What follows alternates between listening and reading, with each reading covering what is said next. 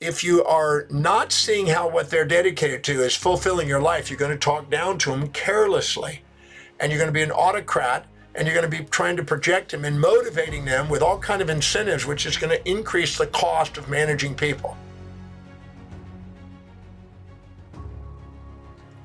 If you are a leader or aspire to be a leader and manage or lead organization or teams of people, I'd like to share with you some things that can be of help in that management process or leadership process.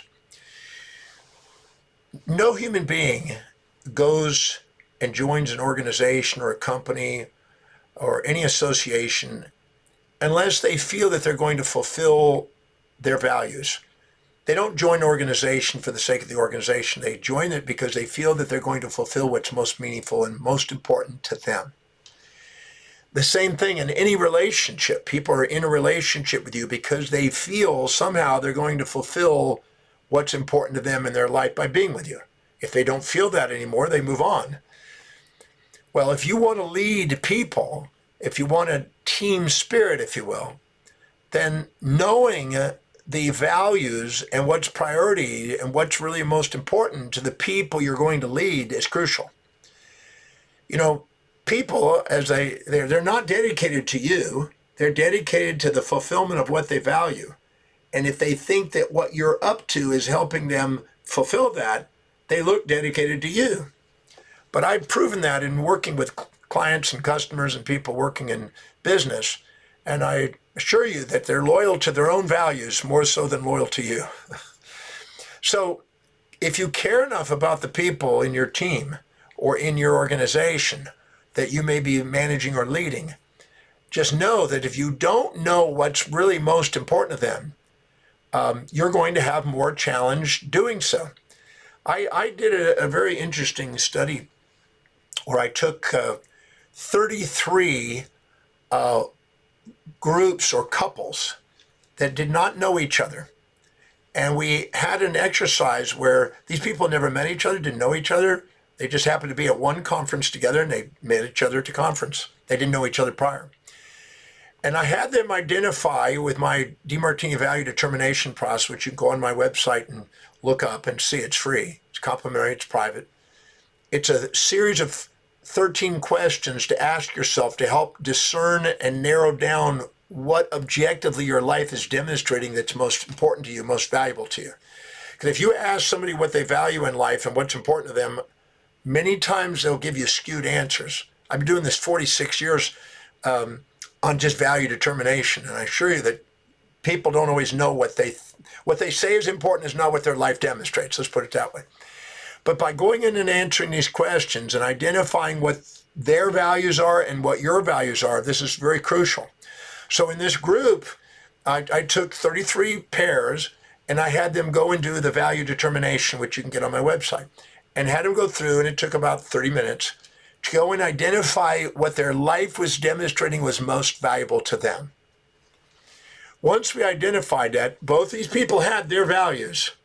Then we spent almost 2 hours asking this question: how specifically is the very top highest value in this individual helping fulfill the very top highest value in this individual?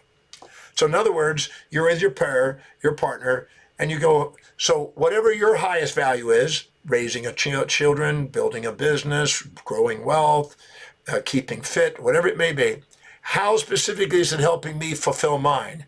Which in my case would be teaching and research.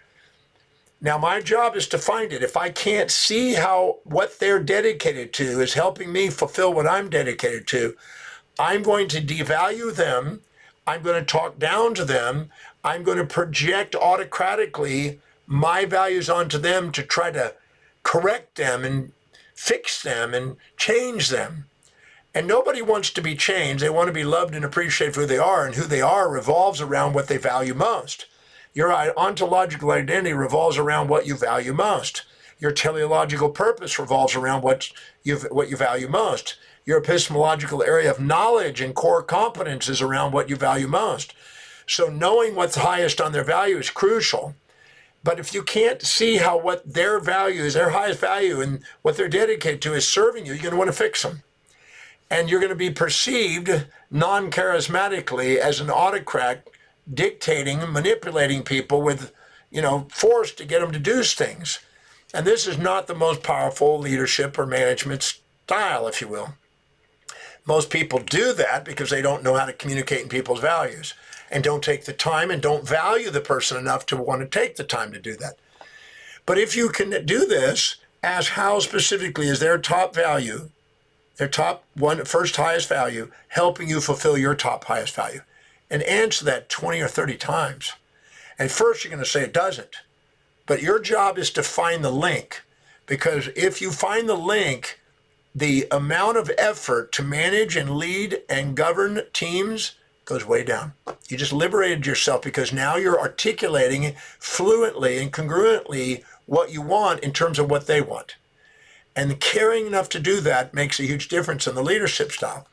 So you ask how specifically is their top value, what they're most dedicated to, helping me fulfill what I'm most dedicated to, my top value. And answer that 20, 30 times. Then I ask how specifically is my top value, what I'm dedicated to, helping them fulfill what their top value is, what they're dedicated to. Answer that 20 or 30 times. The more you answer that, the more communication, the more dialogue you have. See, if you don't see how what their value is, their top value is helping you fulfill yours, you're going to have an alternating monologue. You're going to be speaking, they're not listening because they're only interested in what they value, or they're going to be speaking, you're not listening. But by linking top values together, you enhance the communication and you have dialogue, not alternating monologue. Then you go to the second highest value. How specific is their second highest value helping you fulfill your first? And how is your first helping them in their second? And then how is their first helping your second? And how is your second helping their first? And if you go even a step further, how is their second highest value helping you fulfill your second highest value? And vice versa, 20 or 30 times. Now, we had a 2-hour session where people were linking values together. When they started, they didn't know each other, they didn't even relate to each other, and it didn't matter what their values were. Once they linked this, and some did the first to the first, first to the second, second to the first, and second to the second. Some went even further into the first to the third, and third to the first. Nobody got all the way third to the third, but we got all the way to the second, and a couple got to the third. And what was interesting, at the end of it, in 2 hours, we went, okay, stop. They made all these links. Right now, how many of you are deeply appreciating this individual, engage in now a deep conversation, appreciating them, and now actually want to interact and become connected to them? And the hands went up. And we found out that out of 33 pairs, 27 of them started doing business together with each other, even though they didn't know each other beforehand.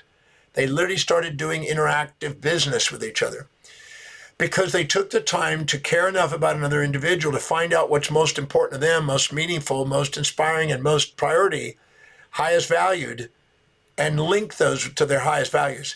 Anytime two people can connect the highest values, the engagement and appreciation and reflection and appreciation of each other go up. And this is the way to have a relationship. Now, if you are not seeing how what they're dedicated to is fulfilling your life, you're going to talk down to them carelessly. And you're going to be an autocrat, and you're going to be trying to project them and motivating them with all kinds of incentives, which is going to increase the cost of managing people.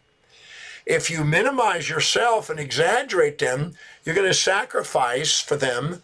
One is you're going to be narcissistically telling them what to do. The other is going to be sacrificing altruistically for them, walking on eggshells carefully.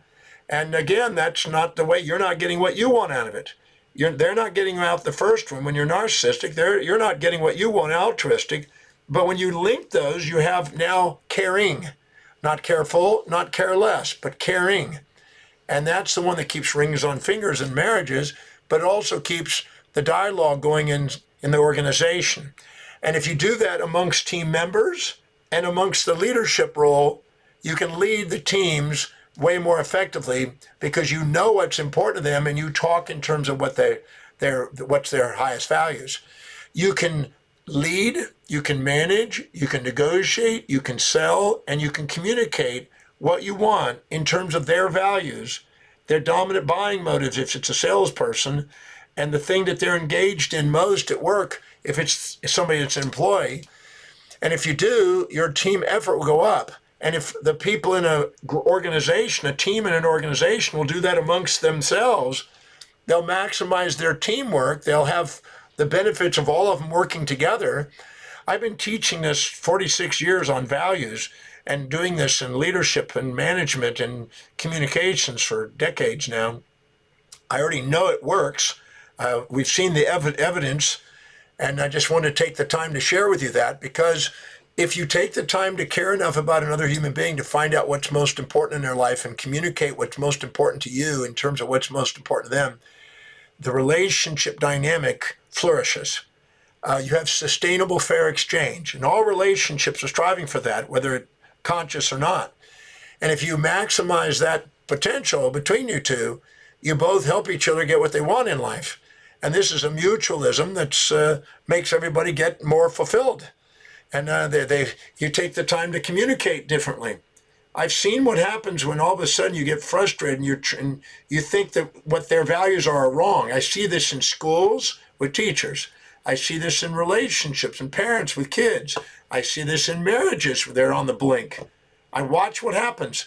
I've done this with marriage counseling where people are sitting there and they identify the value of one partner, identify the value of that. We had this in Denver, Colorado one time.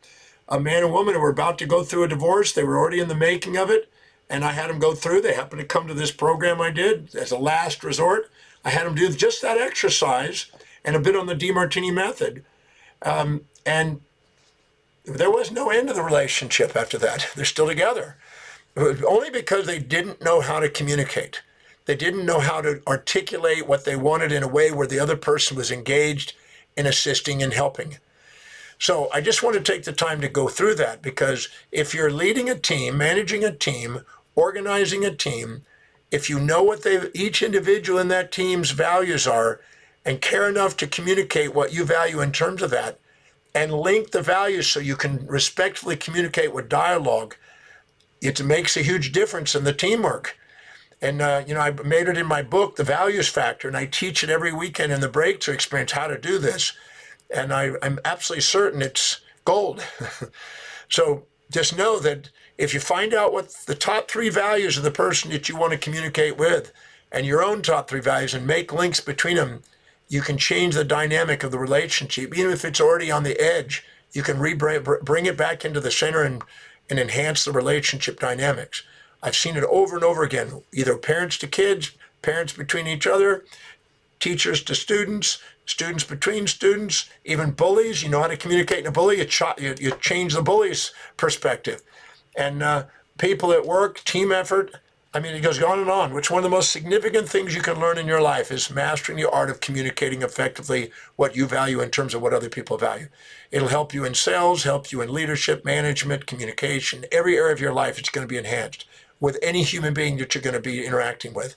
So I just want to share that. Please go to my book, The Values Factor, for more information on that, or come to the Breakthrough Experience. If you come to the Breakthrough Experience, I give you firsthand experience on what that is and how to do that.